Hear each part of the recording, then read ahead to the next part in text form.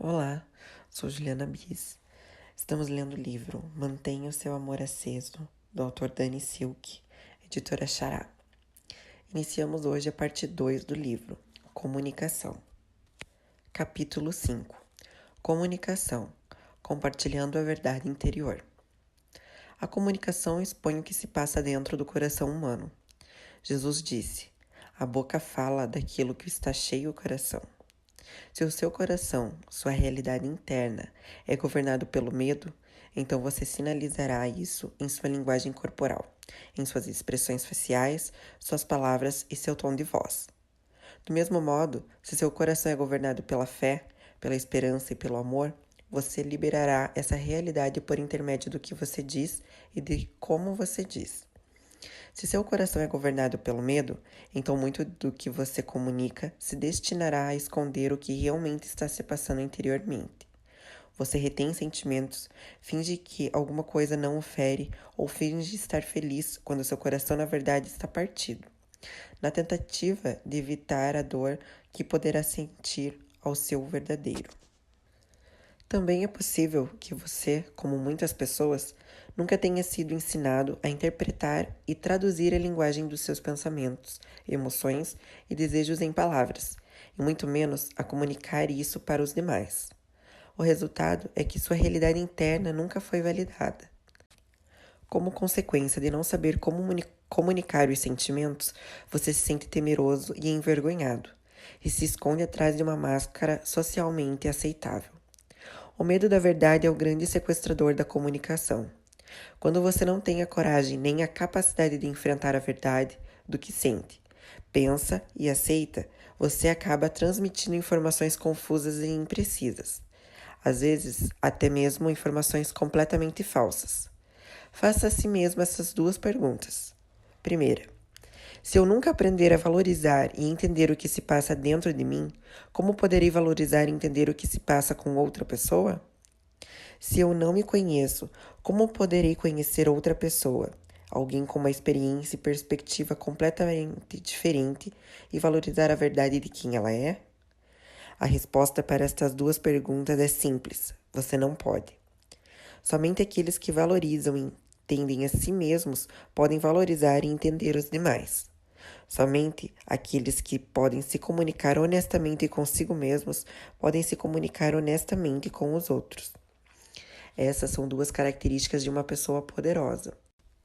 A não ser que você se torne uma pessoa poderosa que valoriza o que se passa em seu coração, sua experiência com a comunicação será sempre, inevitavelmente, uma sequência interminável de não entender o outro e de ser mal compreendido. As pessoas impotentes se comunicam com base no medo da verdade. E fazem isso principalmente em um dentre três estilos: a comunicação passiva, a comunicação agressiva ou a comunicação passivo-agressiva. Como você verá, cada um desses estilos segue falsas convicções sobre o valor que está aí dentro de uma pessoa. E o que é pior, cultivam o medo e destroem a conexão, uma vez que trabalham com a mentira. A comunicação passiva. Pessoas com este estilo de comunicação têm a convicção de que todos os demais são mais importantes do que elas. Sua crença essencial é: você é importante e eu não. Quando se depara com uma decisão que deve ser tomada em conjunto em um relacionamento, a pessoa passiva insiste que as ideias, os sentimentos e as necessidades da outra pessoa importam mais. Se ela acredita que os próprios sentimentos, pensamentos e necessidades estão sendo desrespeitados, simplesmente tenta absorver isso e segue em frente. Os passivos dizem coisas assim: ah, você é quem sabe. Não, tudo bem. Não, não fiquei magoada. Não, estou bem. Não, eu sei que você estava apenas irritado. Não, não preciso mais falar sobre isso. Não, não me importo para onde vamos. Pode ser para onde você quiser. Estou bem. Não, estou ótima. As pessoas passivas justificam o fato de se desvalorizarem passando uma imagem de servos pacientes e com domínio próprio, que mantêm a paz e nunca criam problemas. Elas pensam que é certo não ter necessidades nem exigências. Na verdade, elas são covardes e mentirosas. Se eu sou um comunicador passivo, Então vou mentir porque tenho medo do que você fará se descobrir que eu tenho necessidades. Tenho medo de ser punido por dizer a verdade. Não expresso o que está acontecendo comigo porque tenho medo de que você pense que eu sou uma pessoa má ou egoísta. De algum modo, realmente acredito que é nobre me esconder no relacionamento. Mas, fazendo assim, só estou alimentando minha ansiedade, garantindo que você nunca conheça a verdade que está dentro de mim. Você nunca estará lidando com o verdadeiro eu. Ao contrário, estará sempre lidando com uma fachada. E é claro, a abordagem passiva, por ser uma mentira, não pode ser mantida em longo prazo. Ao absorver o egoísmo do outro, a pessoa passiva finalmente desenvolverá ressentimento e se tornará mais infeliz que assustada. E assim, ela tomará uma atitude. Ela deixará de ser passiva e provavelmente terminará o relacionamento para que suas necessidades finalmente sejam atendidas. O problema é que a pessoa passiva foi tão egoísta quanto aquela contra quem guarda rancor e amargura. Ela desvalorizou as próprias necessidades, não por um desejo de beneficiar o outro, mas para proteger a si mesma. Conheço duas irmãs que vivem assim. Uma emprestou à outra uma quantia razoável de dinheiro. Os dias se transformaram em semanas, as semanas em meses, os meses em anos, e uma irmã ainda não pagou a outra. A irmã que emprestou o dinheiro, passiva por excelência, estava fervendo interiormente, mas nunca confrontou a irmã a respeito. Ela queria manter a paz, detestava o confronto, e já que não precisava do dinheiro, ela não achava que sua necessidade de ter o dinheiro de volta era valiosa o bastante para ser tratada. Não obstante, por volta do 7º ano, ela não conseguiu mais suportar e decidiu simplesmente processar a irmã. Agora não há paz na família. A mágoa entre elas é imensa e a conexão pode estar irreparavelmente danificada. Isto não é uma comunicação saudável. A comunicação agressiva. O comunicador agressivo é um tiranossauro rex. Sua convicção essencial é: eu sou importante, você não. Os comunicadores agressivos sabem como conseguir o que querem. Eles estão no comando porque são os maiores, falam mais alto e assustam mais. Se fôssemos fazer uma lista de cadeia alimentar da comunicação, o comunicador agressivo, o tiranossauro, estaria no topo. E o comunicador passivo seria uma cabra tremendo de medo, em último lugar. Mas a coisa mais louca acontece. O tiranossauro e a cabra acabam tendo um relacionamento. Como é que algo assim pode acontecer? É simples. Ambos concordam com uma coisa. O tiranossauro é importante e a cabra não. Que dupla! Essa dinâmica da comunicação faz a ansiedade disparar, porque o valor desigual e o desequilíbrio do poder eliminam interiormente a intimidade.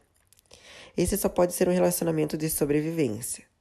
O tiranossauro terá o que necessita porque irá tomá-lo e a cabra terá o que necessita, dando partes de si mesma ao tiranossauro. No fim, a cabra não existirá mais e o tiranossauro ainda estará com fome. Ambos são motivados pelo medo e pelo egoísmo, e ambos são impotentes. A comunicação passivo-agressiva. O estilo passivo-agressivo é o mais sofisticado e, portanto, o mais desonesto dos estilos de comunicação fundamentados no medo. É o pior do passivo com o pior do agressivo. A comunicação essencial do comunicador passivo-agressivo é: você é importante. Não, na verdade não. Eles manipulam e controlam os outros, por meio de engano e de formas sutis, porém mortais de punição.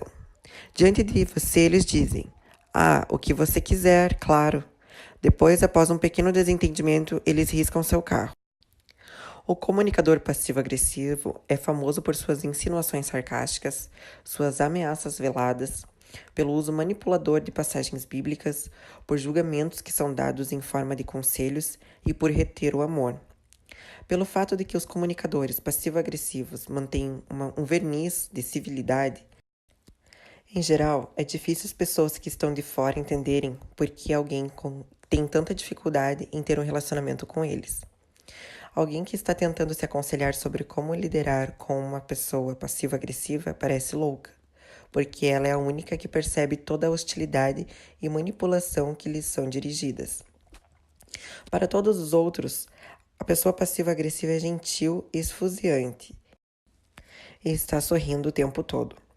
Eles não sabem que no instante em que ela fica por trás de portas fechadas, é insinuadora, crítica, acusadora, se mantém na defensiva e envia mensagens desconexas que deixariam qualquer um maluco. Descreva um comunicador passivo-agressivo como um lobo em pele de cordeiro. Às vezes, as mulheres são atraídas por homens que parecem charmosos e românticos, que as bajulam incessantemente e que são simplesmente bons demais para ser verdade. Apenas quando elas entram em um relacionamento mais profundo com esses homens passivo-agressivos é que aprendem que eles, na verdade, são lobos na pele de um cordeiro. Uma vez que a fachada gentil se desfaz, eles se tornam manipuladores cruéis que desconsideram os pensamentos e sentimentos dessas mulheres. Geralmente têm ciúmes de tudo que elas fazem que não gira em torno deles. Certa vez conheci um lobo em pele de cordeiro, que por acaso era um pastor. Ele teve uma discussão com uma moça membro da congregação, que também era amiga da esposa dele. No meio da discussão, essa amiga mencionou que queria ajudar a esposa do pastor a resolver um problema. O pastor respondeu: se minha esposa quisesse ajuda com este problema, ela iria falar com alguém em quem ela confia e a quem respeita. Ele não estava dizendo o que a esposa dele sentia com relação àquela mulher, mas como ele se sentia com relação a ela de uma forma errada. Tanto o seu desgosto quanto as suas insinuações causarão dor. Essa é uma agressão passiva e pode ser devastadora. A comunicação assertiva. Então, se esses são os estilos da comunicação que resultam de sermos impotentes e termos medo da verdade, que estilo de comunicação resulta de sermos poderosos e amarmos de verdade? A resposta é a comunicação assertiva. A convicção essencial dos comunicadores assertivos é: você é importante e eu também. Meus pensamentos, sentimentos e necessidades importam, e os seus também. Os assertivos se recusam a ter relacionamentos ou conversas em que ambas as pessoas não têm valor igual e elevado. Eles não têm medo de mostrar a outra pessoa o que está acontecendo dentro deles. Por valorizarem o que está dentro deles, dedicam tempo e esforço para entender seus pensamentos, sentimentos e necessidades, a fim de encontrar palavras para expressá-los de modo claro e honesto. Esse processo aumenta sua capacidade de valorizar e entender o que outra pessoa lhes comunica sobre o que está em seu íntimo. Esse é o valor essencial de honra e de respeito mútuo. Esse é o valor que os comunicadores assertivos protegem enquanto interagem. Os comunicadores assertivos não têm medo de ser poderosos e de deixar que as outras pessoas sejam poderosas dentro de um relacionamento ou de uma conversa. Na verdade, eles insistem em ter duas pessoas poderosas em qualquer situação. Eles se recusam a ceder à tentação de se transformar em um tiranossauro, em um lobo em pele de cordeiro ou em uma cabra, e confrontam a outra pessoa se veem que ela está se desviando para um desses papéis. Um comunicador assertivo, poderoso, responde a uma pessoa impotente dizendo: o que você vai fazer a respeito disso?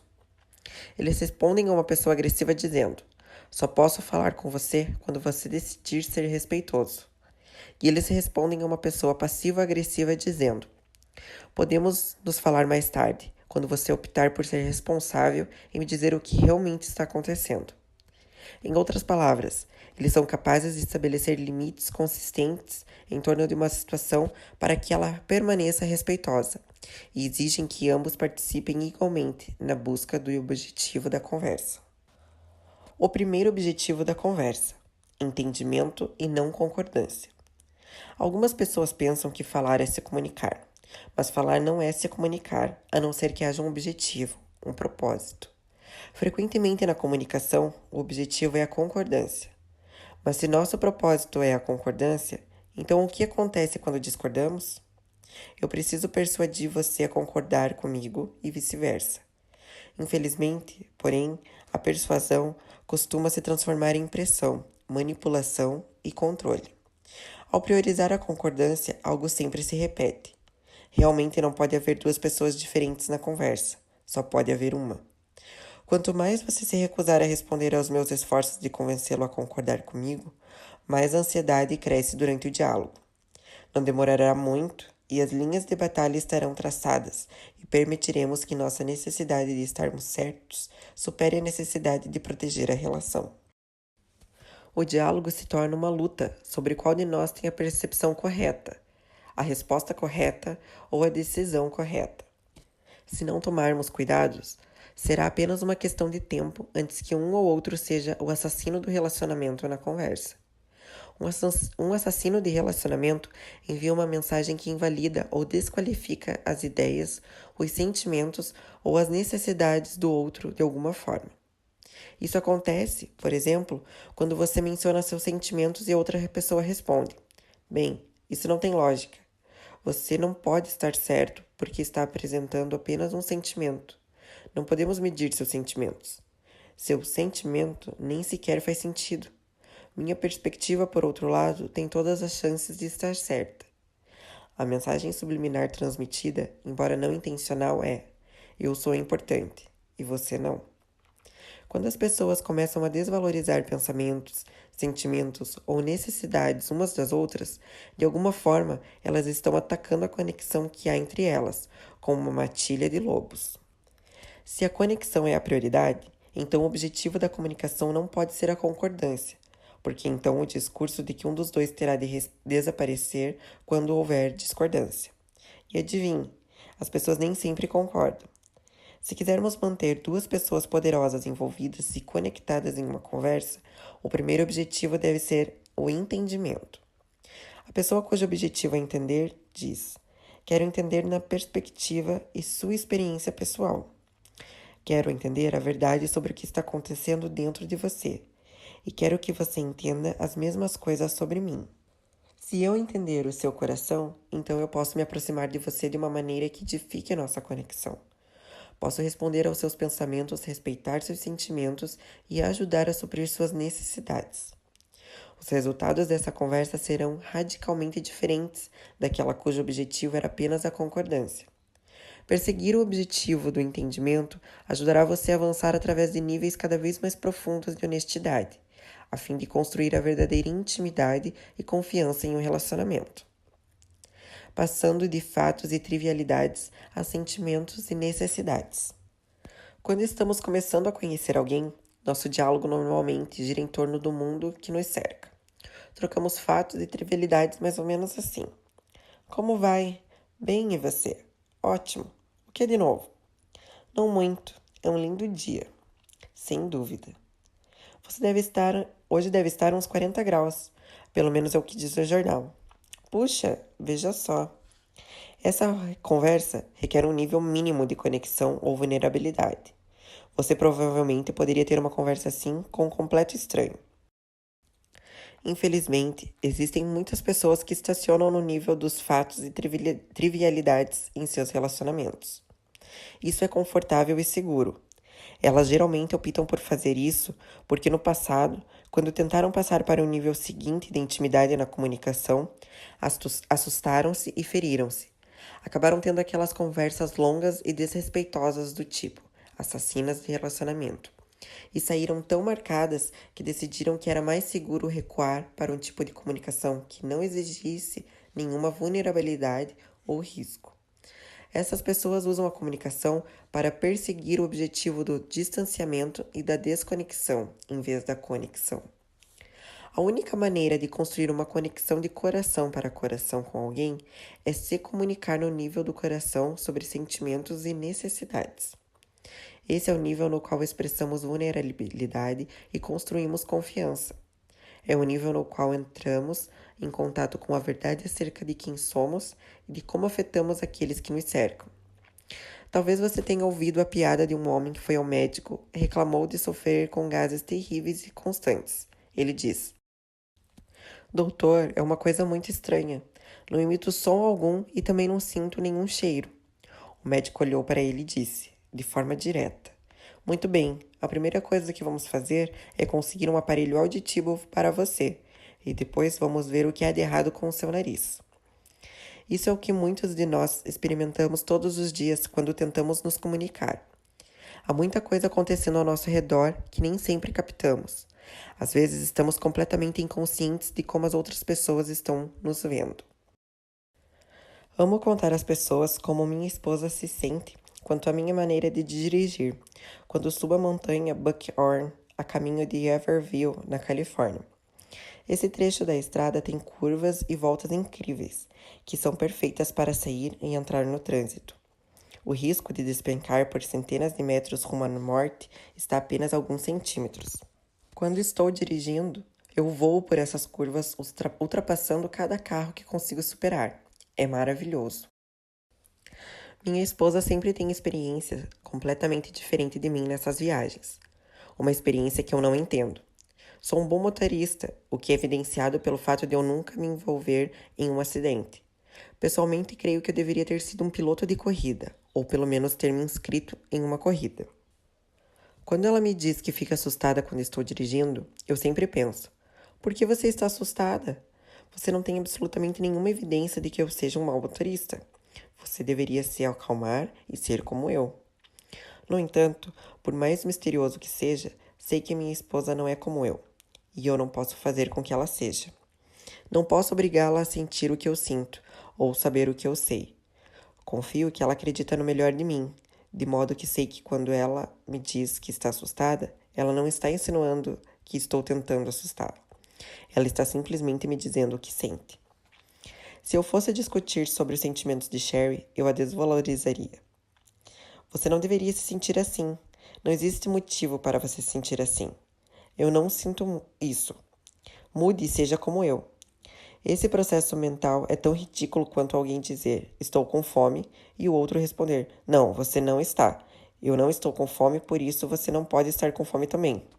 Isso é uma tolice. Mas é exatamente isso que fazemos quando respondemos aos outros sem dedicar tempo para entender, valorizar e legitimar os sentimentos deles. Quando valorizo os sentimentos do outro, não apenas torno seguro para essa pessoa comunicá-los a mim, como eu também ouço e respondo. Eu o convido a ir mais fundo e me mostrar de que necessita, de modo que possamos passar do entendimento à tomada de decisão e à ação. Entender as necessidades uns dos outros é o santo grau da comunicação. Se eu puder descobrir o que você precisa em uma conversa e descobrir como satisfazer essa necessidade, então isso muda tudo. Um momento de decisão drástico no meu casamento com Sherry ocorreu quando ela descobriu, durante uma sessão de Sozo, que tinha uma profunda necessidade de se sentir protegida por mim. Uma necessidade que nunca havia sido suprida no nosso relacionamento. Nunca me havia ocorrido que ela tivesse essa necessidade, porque ela estava trabalhando para suprir essa necessidade por si mesma, geralmente se protegendo de mim. Após a sessão, ela me disse o que havia descoberto, e eu fiquei ofendido. Senti sempre que eu era a vítima e ela a agressiva do nosso relacionamento. Eu a culpava pelo fato de que eu não era corajoso. Em 15 anos de casamento, eu nunca havia achado, nem uma única vez, que era minha função proteger Sherry. Ela sempre me pareceu autossuficiente, mas o Senhor me confrontou e me disse que ela estava certa. Ela precisava que eu a protegesse. Eu ouvi Deus e mudei permanentemente a maneira de responder a ela. A princípio, ela não confiou em mim, mas depois de algum tempo percebeu que eu continuaria firme nesse propósito. Isso nos levou a lugares de vulnerabilidade totalmente novos e mudou radicalmente nosso relacionamento. Seus antigos níveis de ansiedade diminuíram drasticamente e nossa conexão se fortaleceu de forma exponencial. Tudo porque agora posso suprir a sua necessidade de minha esposa. Quanto mais depressa você puder chegar à pergunta do que você precisa, mais depressa poderá começar a fazer algo a respeito. Infelizmente, pelo fato de que muitas pessoas não estão acostumadas a ser ouvidas, elas não sabem do que necessitam, nem como comunicar isso. Elas pensam que precisam apresentar um argumento sólido para que alguém as ajude, concorde com elas ou mude por elas. Durante muitos anos, Sherry foi pastora na escola Bethel de Ministério Sobrenatural, e frequentemente seus alunos iam ao seu escritório para tratar de algum problema, com as emoções em polvorosa. Suavemente, ela lhes perguntava: Ei, do que você precisa? Essa pergunta sempre os chocava. O quê? Eles respondiam. Do que é que você precisa? Sherry repetia. Então eles se davam conta. Eu nem sei do que preciso, não acredito nisso. Também descobri que as pessoas geralmente são pegas de surpresa quando eu simplesmente faço a pergunta: do que você precisa? Diga-me para que eu possa ajudá-lo com isso. Nunca havia passado pela mente delas que eu ajudaria simplesmente porque precisavam de alguma coisa. Assim que passam por essas experiências, elas a reconhecem imediatamente como uma prática de intimidade. Elas se sentem cuidadas e amadas, o que expulsa a ansiedade e ajuda a busca pela verdade do que o coração delas necessita. Você pode começar a praticar as técnicas de comunicação assertiva prestando atenção em seus pensamentos, seus sentimentos e suas necessidades, e respeitando o valor de tudo isso. Em seguida, comece a fazer o mesmo por outras pessoas.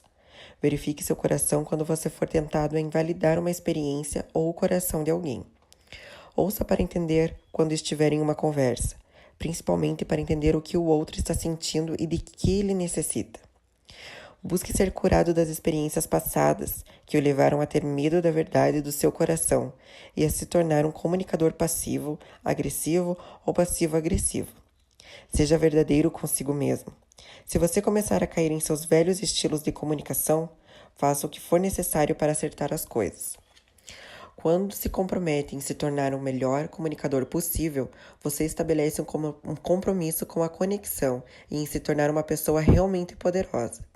Seu relacionamento interior não apenas mudará para melhor, como seu relacionamento com os outros também será transformado.